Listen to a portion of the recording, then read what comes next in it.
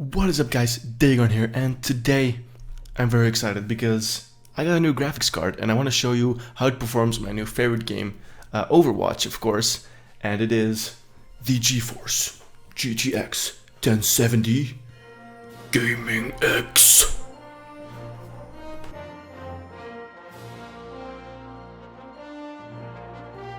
So this graphics card actually has three modes. It has silent mode at 1835 MHz, then has gaming mode at 1911 MHz, and then it has a special OC mode at a slightly higher 1936 MHz, and that's supposed to make a little bit of a difference while gaming. So I'm going to compare all of those. These are the settings that I'm going to be playing on at the ultra settings, just everything turned up except for the render skill, because I don't really want to play at 4K. I have a 1080p monitor, 144 Hz, so I should be able to see quite a bit of frames, but yeah, the render scaling is something I don't use and a lot of people don't use either, I think. So first let's take a look at the ultra settings at silent mode. There we go. So it's first I'm going to show you a little bit in the spawn, really passive play, nothing really going on, and then going to be showing you a little bit of a slight combat situation. Just shooting a little bit around. There we go, around 150 frames per second, and when it gets a little bit more intense, doing ultis and stuff, goes down around 130, 140, still pretty good for the silent mode, I think, so still pretty stable frames per second. And then here in the gaming mode, it's a little bit higher of an average, not super, not a lot higher though. I think in the previous mode I would have like 130 here, it's about 140, so I guess it's about 10 frames per second plus I get there. So still in the game mode, a little bit more intense. Yeah, that diva, man, she was everywhere. Boom, shoot her in the head. So it seems like a little bit of a higher average, but nothing you would like actually notice during gaming, I think. Still around, yeah, 150, between 150 and 160, dipping down to 135 there, around 140. There's going a little bit lower, like this is a really intense scene over here, just a lot happening on the screen, and then it's around 130 in the gaming mode. And then you have the OC mode, which is like a slight overclock, and the passive mode, it's around 170 we just got. So you can see the average are a little bit higher, we see 160 here, 150, so you can see the average are actually a little bit higher. In a slight combat situation, it's around 140.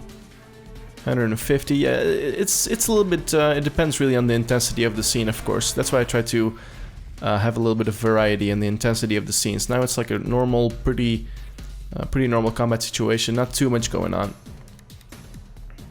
And here it actually dips to 120 when things get a little bit hectic, but when I'm in the air, things go better.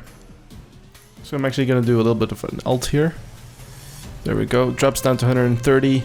140, 120 even.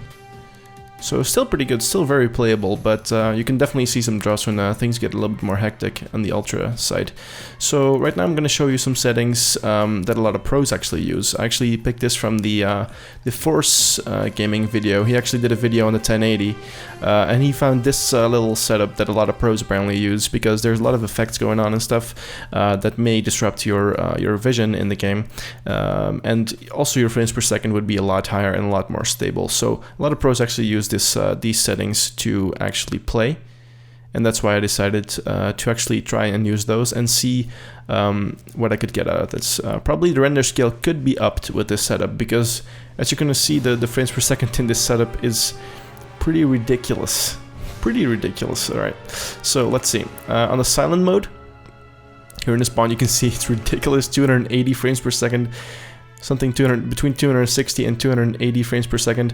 Actually, in the training range, I actually played, and I hit the theoretical, or the actual maximum of frames per second that you can get in Overwatch, which is 300.